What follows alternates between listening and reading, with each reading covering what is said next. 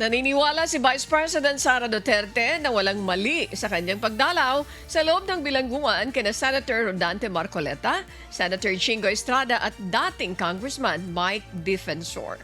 Sa panayam sa Vice Presidente kahapon, ipinaliwanag nito na walang masama sa pagdalaw sa mga person deprived of liberty o PDL na karaniwan na anyang ginagawa kahit nung siya pa ay mayor ng Davao City.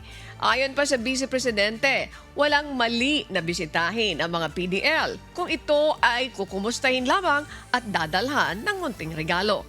Sinabi rin ito na kakilala at kaibigan naman niya ang mga ito. I don't see anything wrong with visiting persons deprived of liberty.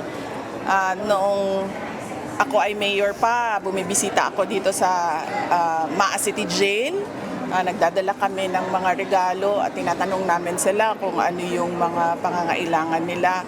Sa amin, sa Office of the Vice President, meron kaming mga Thanksgiving na ginawa namin sa loob ng mga jails tulad noong pagbisita namin sa Bacolod City.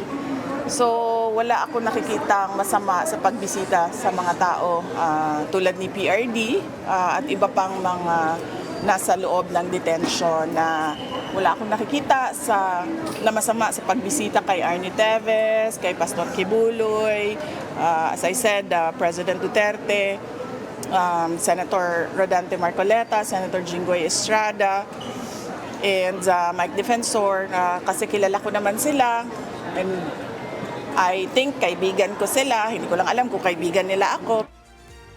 Ibinahagi naman ng Vice Presidente ang kanyang naging mensahe sa kanyang pagdalaw sa dalawang senador at kay Defensor. Ang sinabi ko lang sa kanila doon ay kung ano yung para sa bayan, yun ang gawin ninyo.